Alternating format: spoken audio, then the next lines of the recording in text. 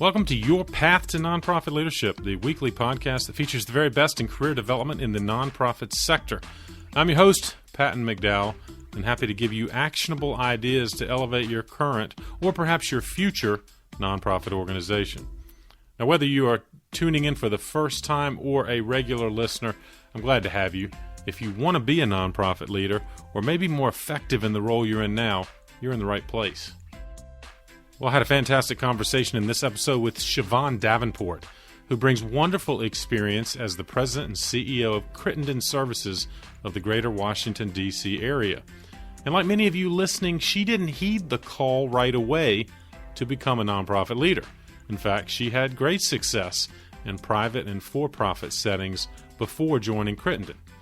And she offers great insight about how she evaluated that opportunity when it did arrive, and how she built on her previous skills and experiences as they transferred, and how she continues to sharpen her relationship building skills in particular. I know you're going to enjoy this conversation, and you'll want to check out the show notes. This is episode number 155.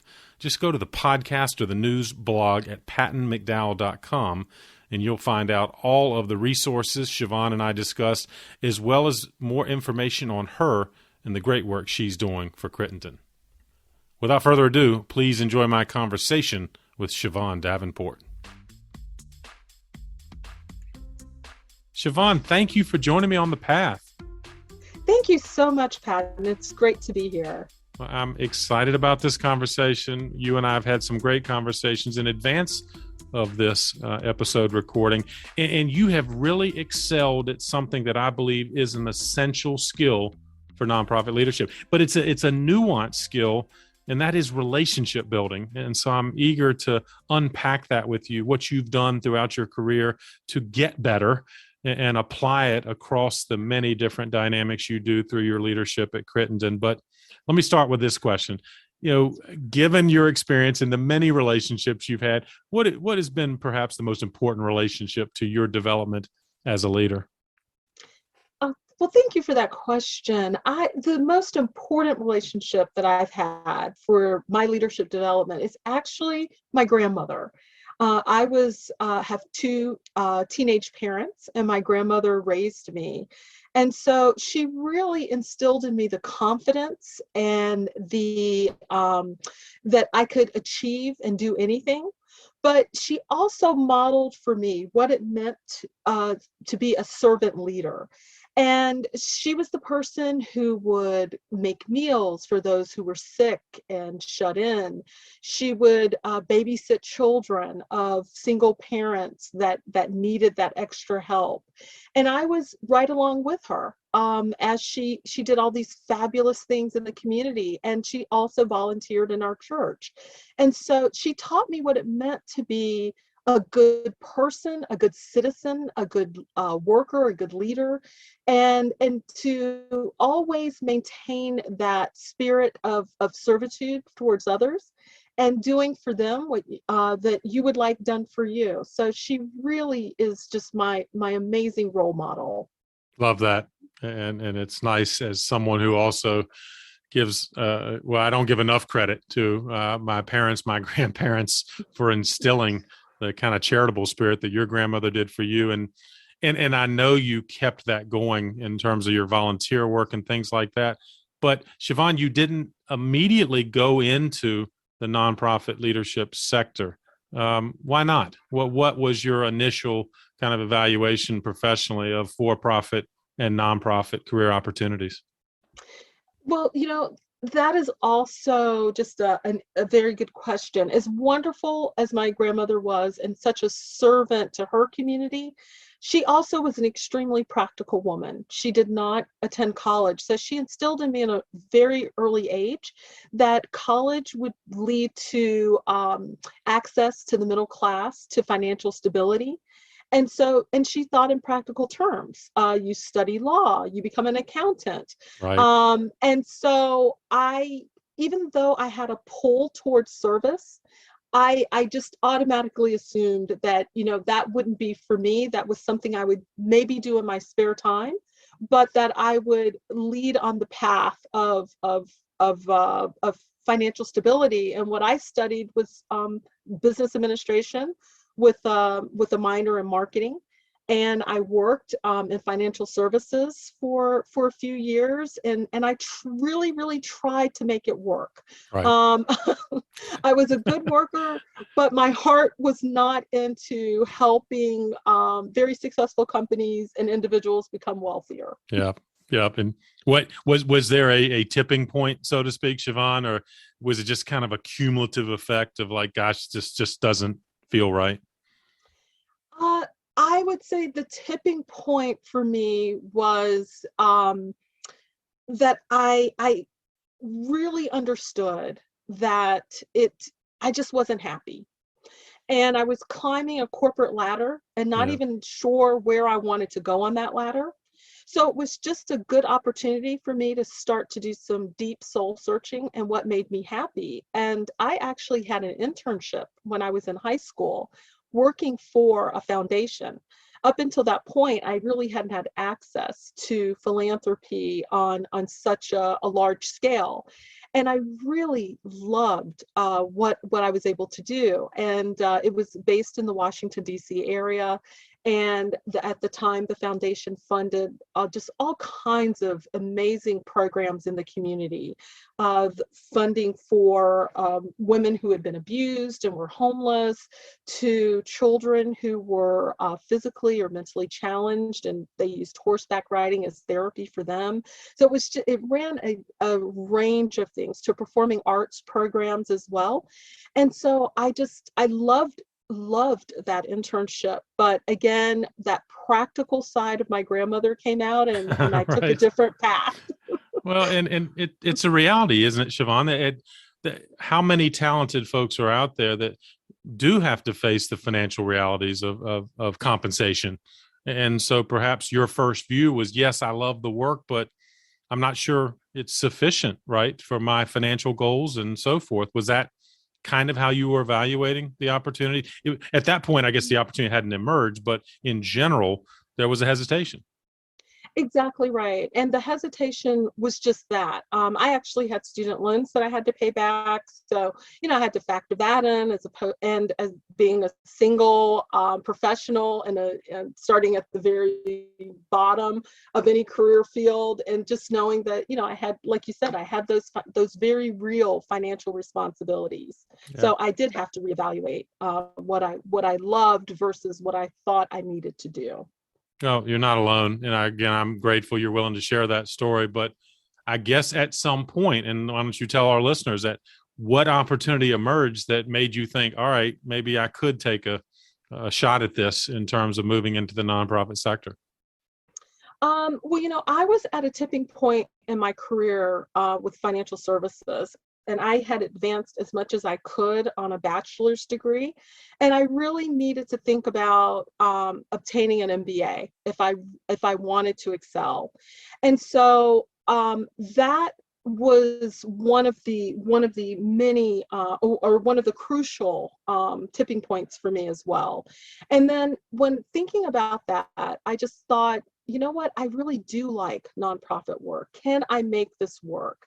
So I started to reach out to my social network, and people that I knew that were working in nonprofit, and people that really weren't working in nonprofit, just to ask them. I mean, they were part of my social network, so there was a comfort level of even asking, do you know of anyone doing what I would like to do?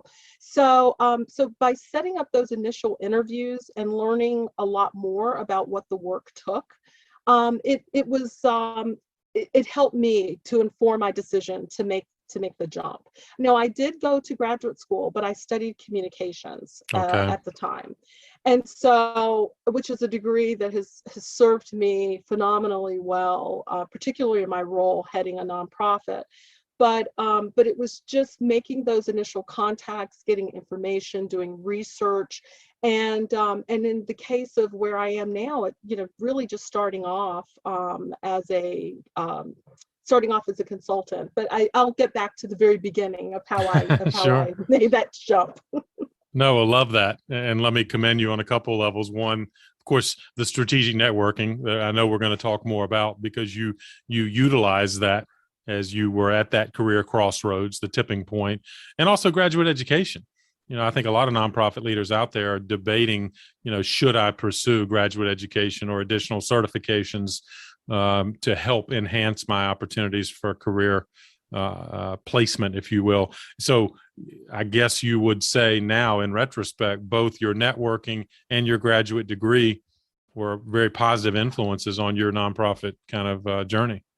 Yes, I do think obtaining the graduate degree and certainly the strategic networking made a very big impact on my career.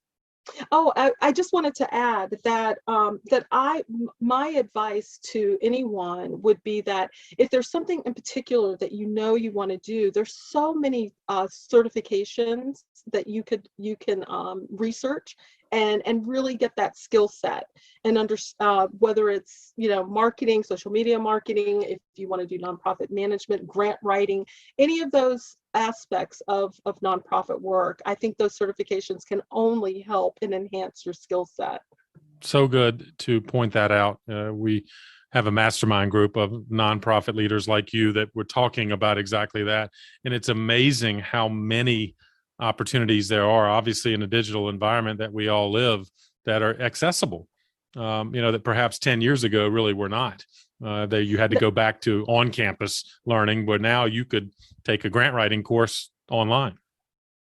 Absolutely. And you don't have to have the expense of obtaining a graduate degree. That was actually a personal goal of mine. Yeah. And I certainly am happy that I have it. But yes, I think you're right that the accessibility of having online courses now just changes all kinds of opportunities for everyone. Well, great point. And we'll talk more about that. And certainly you have evidenced those kind of resources or utilizing those kind of resources. But all right, so I want to hear now, when was that point, literally the tipping point, when an opportunity emerged and you said, all right, I'm going to try to tackle nonprofit leadership? Yes. So I wish I could say that, I was so brave and jumped right into the nonprofit world after I got my graduate degree. I was not. I did work for a documentary company. I did voiceover work, hosting, and I produced and directed documentaries. So the tipping point for me was that I still had a calling. I still felt that pull. And so I started to reach out to really close friends and talk to them about opportunities. And so I have some folks, and I know we all do. And if you don't, you need to get them. I call them, your cheerleader, your cheerleaders. And so they said, you can do this. You can really do this. So why are you letting fear hold you back? And at that point in time, yes, the financial burden was somewhat there, but not as it was in the very beginning when I first graduated from college. But I think it was just the fear of, can I really make this change? And so after I, just got that encouragement and decided that this is what I wanted to do, I started to look for opportunities. And again, utilizing that network, letting everyone I knew know what I was interested in doing, and if any opportunities came up, that I would love to have that. So the tipping point became, I had to do it. It was right. It just no longer made sense not to do it. That was my tipping point. So how did you find the job that you ultimately took? And why did you choose to go in that direction? Yeah, so I ultimately found the job through someone I knew who found out about an opportunity. It was an entrepreneur who wanted to start a family foundation and didn't really know how to do that. And so made the connection through someone I knew, those strategic networking. And so once he and I met, we talked about what his vision was, what I wanted to do.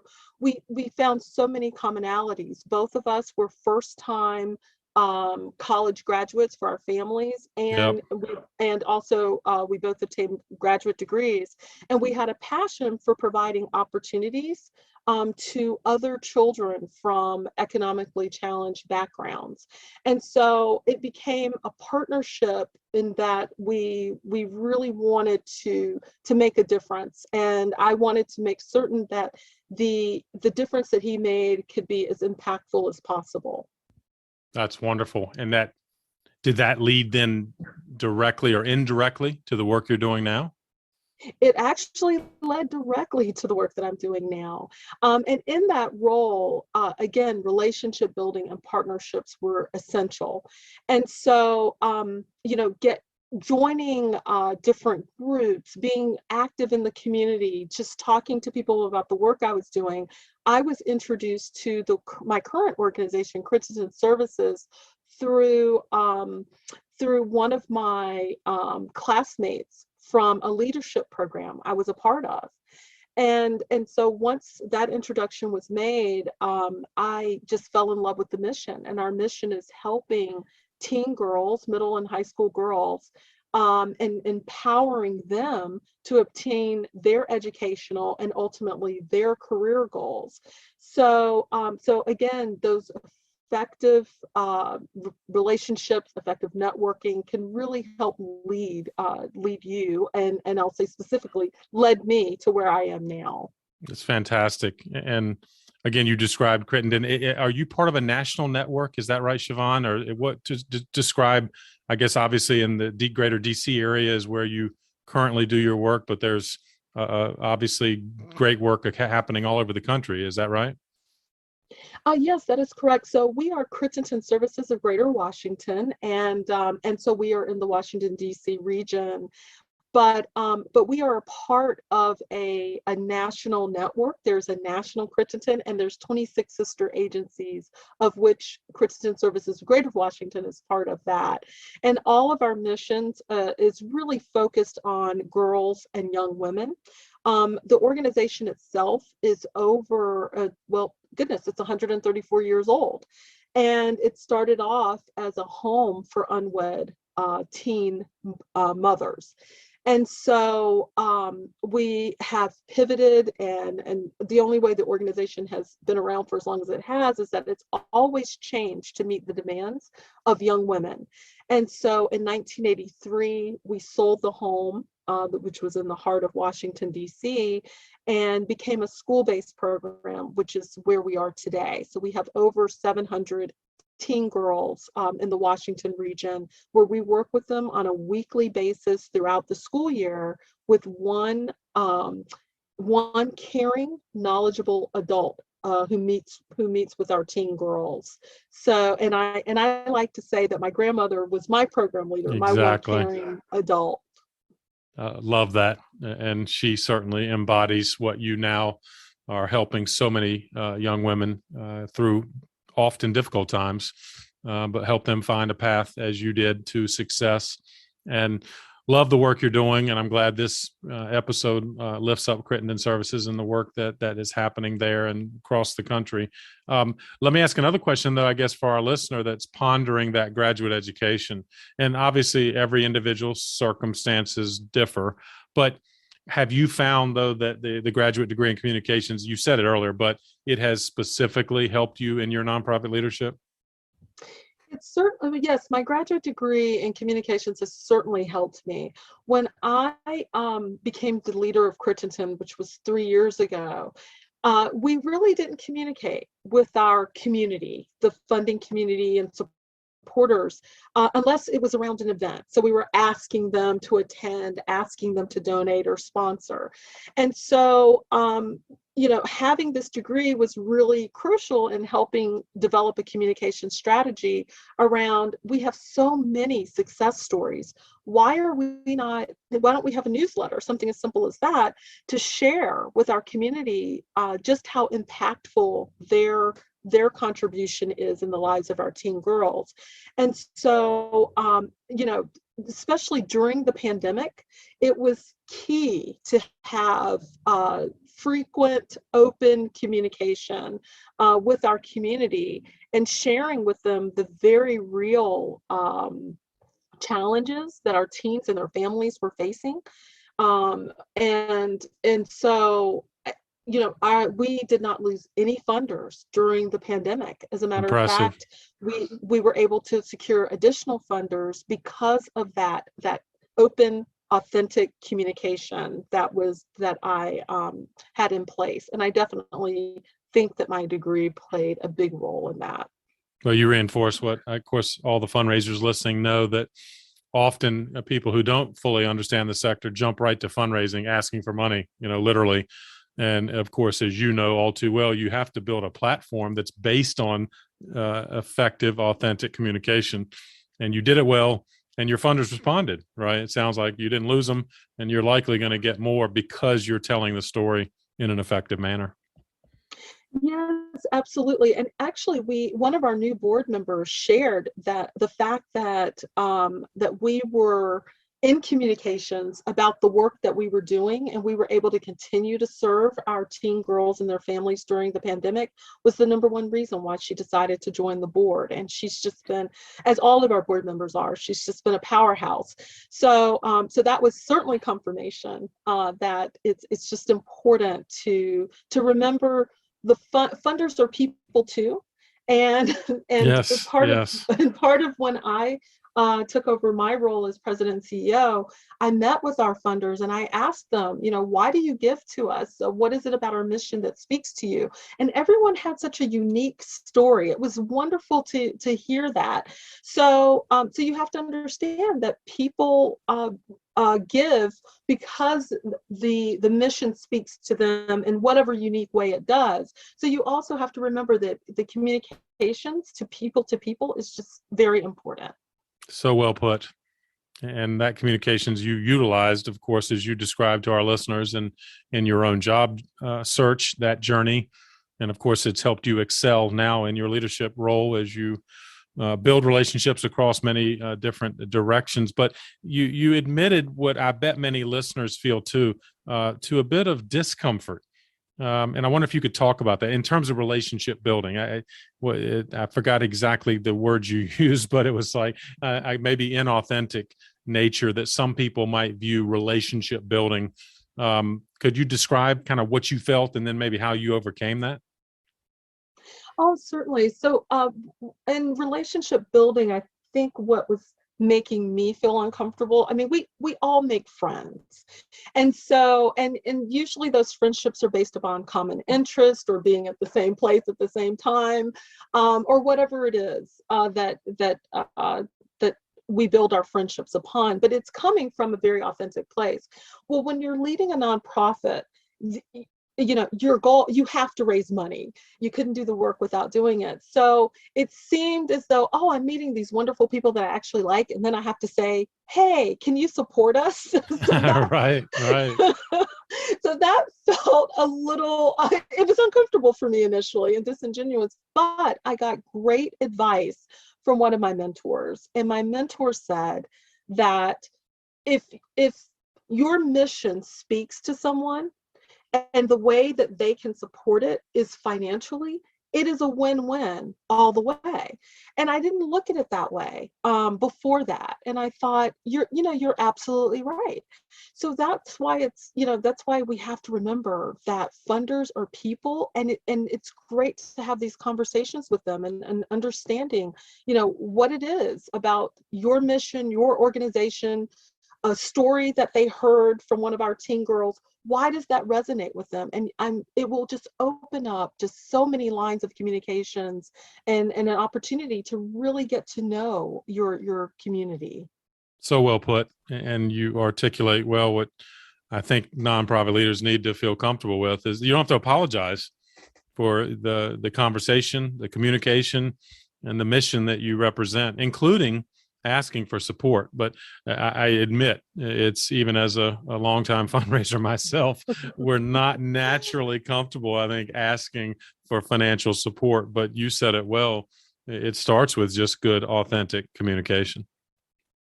Yes, absolutely. It really does. And, in the stories that come up, one of our long-term funders, for example, shared that she knew about our organization when she was in high school, and it was her best friend who did become pregnant as a teenager. And at that time, we still had our Crittenton house or home for unwed mothers. And her best friend lived in one of our homes.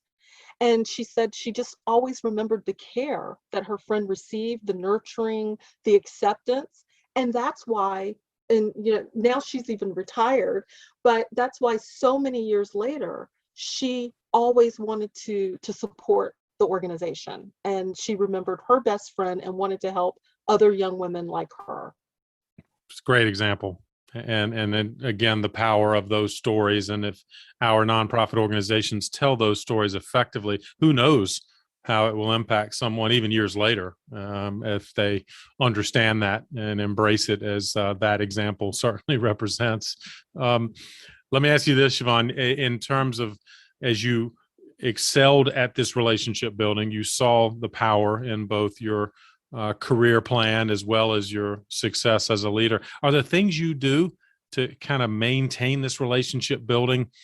How do you determine all the relationships you need to maintain? And are there certain things you do to, I guess, stay in touch with people as a leader? Yes, certainly. I would say, yes, there are skills that certainly rise to the top.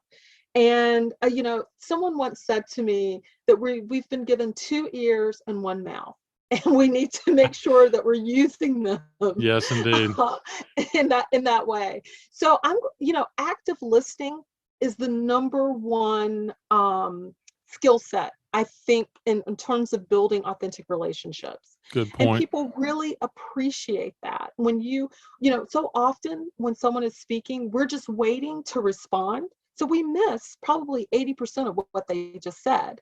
And so when you're active listening, you're not waiting to respond. You're really understanding what this person is saying, and ready to do a follow-up question to probe even more, or to allow them to expand even more. I would say empathy. Just understanding where people are in their lives, and certainly there are times, as a matter of fact, where I did ask someone to step up and join a fundraising committee, and she had some hesitancy, and she shared, she shared what her hesitancies were, and then she said to me, "But I'll think about it." And so when I left the meeting, I thought about it, and I said, you know what? She's not comfortable. And I don't want to put her in this position, because she does other things for the organization, and maybe she just needs some time. So I just thanked her so much for all the support that she's given us, and that, she wanted to continue to work on another project for the organization. And I just said, you know what? Maybe this isn't the best fit for you. Maybe, I'll ask you again next year, and you can feel Right. free to say yes or no. So if you have empathy, you can really understand that if someone is kind of hesitating about something, you can let them off the hook, and it's okay. And you can maintain that relationship as well. Such a good point, as opposed to being too aggressive, right? And not kind of having Exactly. the self-awareness of, this is not the time. You probably maintain the long-term relationship for sure, versus losing it because you were too aggressive or too proactive maybe at that moment. Exactly. Yes. I think that's exactly right. And I think empathy does come into play. And I would say emotional intelligence, Yeah. which gives you Yep. right, which is very, very, very much a key point, but also getting feedback, I think, is important in building relationships. And now I'm putting back on my fundraiser hat, asking people, how would you like to hear from us? Would you like to be a part of the monthly newsletter? Sometimes that's too much communication for someone. Okay, well, that doesn't work for you. We have a quarterly report, a brief report that we put together. Would that be of interest to you? Would you like a phone call? And I can share, just some of the challenges, but also some of the successes as well, and share the impact. So just asking people what feels comfortable for you, what feels right for you, is also very important in that relationship building, and keeping your word. And Yeah. if you can't Yeah. keep your word, immediately apologize and say, I couldn't meet this deadline, or I could not make this happen. And this is what I will do, or I apologize because I can't do it, but would this be acceptable? So certainly, though, that is key. The vulnerability part is very key to building authentic relationships. Yeah, so many good examples there, Siobhan. I'm grateful for that. And of course, many of them rooted back into being a good listener, right? All of this Yes. starts and finishes with, are we a good active listener, or are we just kind of talking and missing opportunities or things, that messages that are coming back to us? So I'm glad you reinforce that very well. I wonder, Siobhan, in terms of your relationship building, how does it apply to your team, your staff, and your board? In other words, we've talked about some of the external relationships you maintain with donors and funders and things like that, but how do these same principles apply internally to your staff and your board? Oh, definitely. Well, one of my key concerns is caregiver burnout. And particularly during the pandemic, where my team has worked so hard to deepen and the frequency of their support for our teen girls and their families. So again, those active listening skills, asking my team, what's working, what's not working. How can I, be a support to you? How can our management team be a support to you? Getting their feedback. And I also build in days off as well. And, just for my team to do whatever it is they need to do to rejuvenate.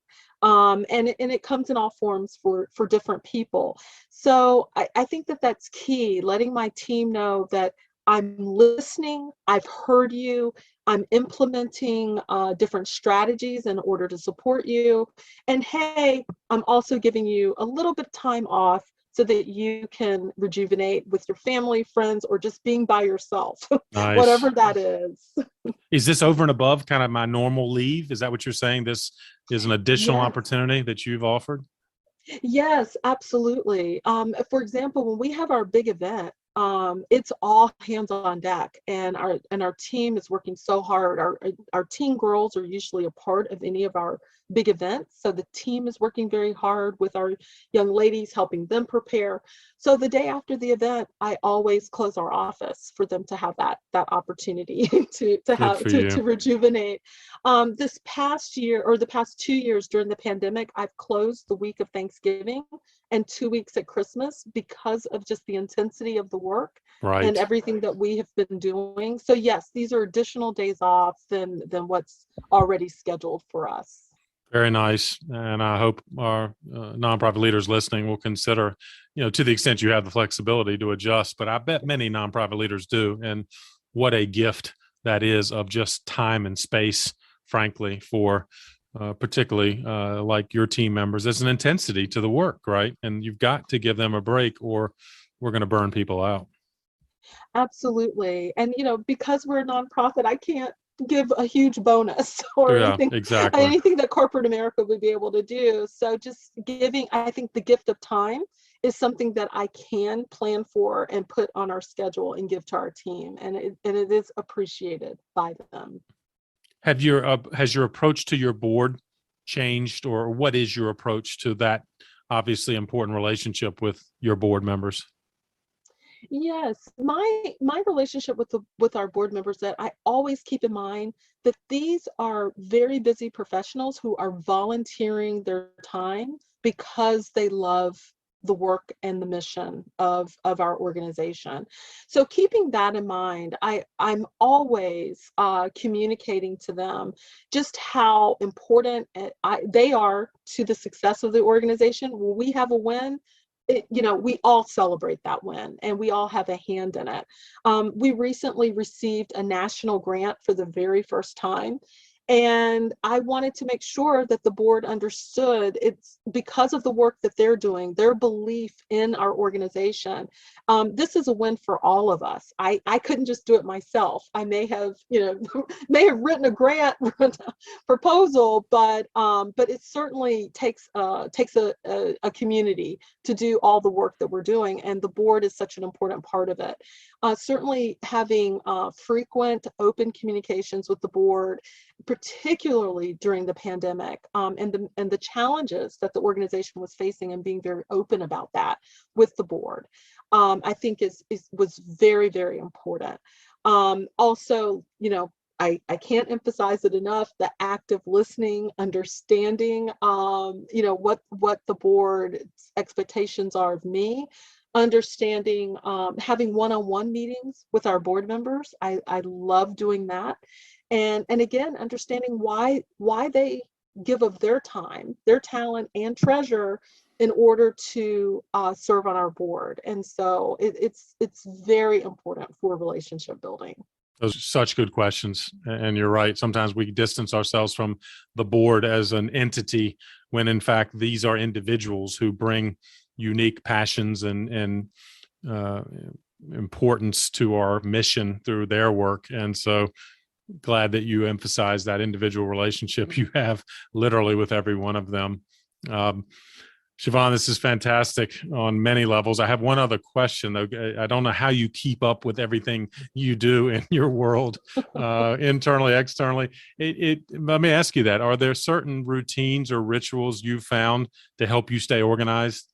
In other words, are you a to-do list person or a calendar person, or what do you do literally to help you stay organized given everything you have to juggle? Thank you for that question. I think it's just so important as when you're leading an organization. I am a calendar person.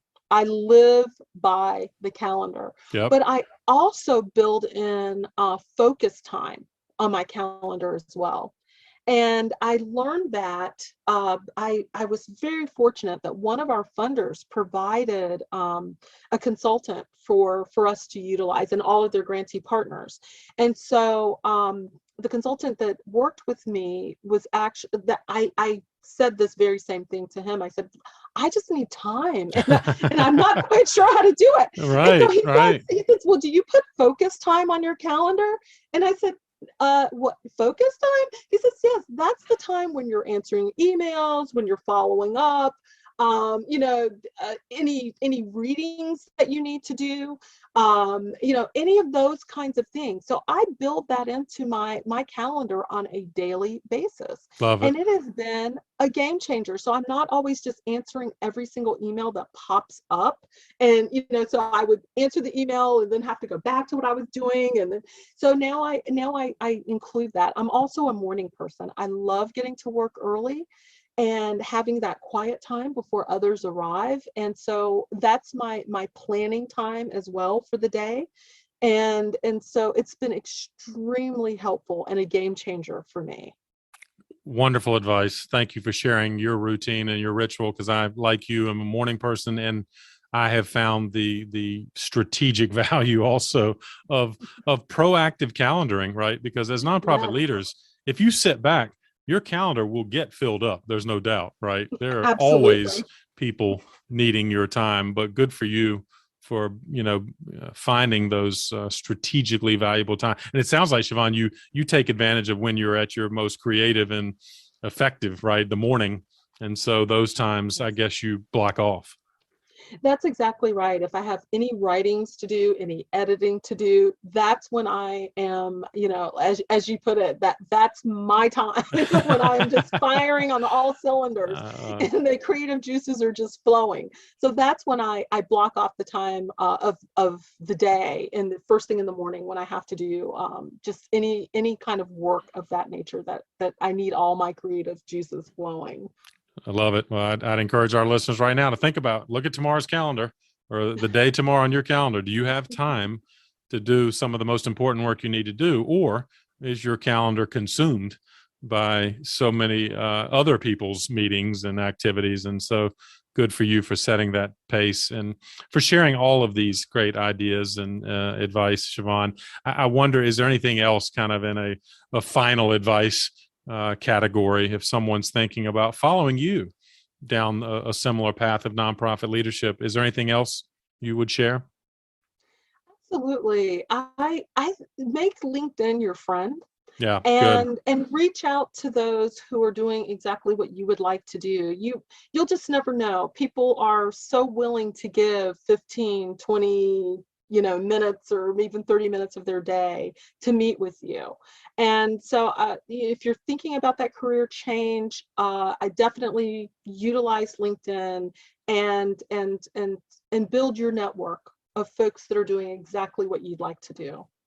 Love it. Strategic networking, I think, is an absolutely essential skill that anyone can develop if they're thoughtful as you have been and respectful of the folks that you reach out to. But I do agree with you that people are generally generous. And like you and I that have been on the nonprofit path, we want other talented people to join us in this sector, right? We need you. We need So you. I'm glad you are encouraging exactly that.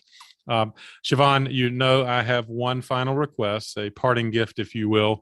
Might you share a book or two that has been meaningful to you on your journey? I would love to share. I have two books that are very meaningful to me.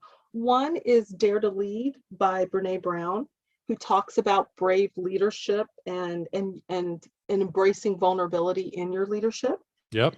And the second book is Decolonizing Wealth by Edgar Villanueva, Oh, who yes. talks about the racial wealth gap and American charities. Both are just phenomenal books that are game changers. Yes, both of which I hope to have on this podcast someday, because you're right.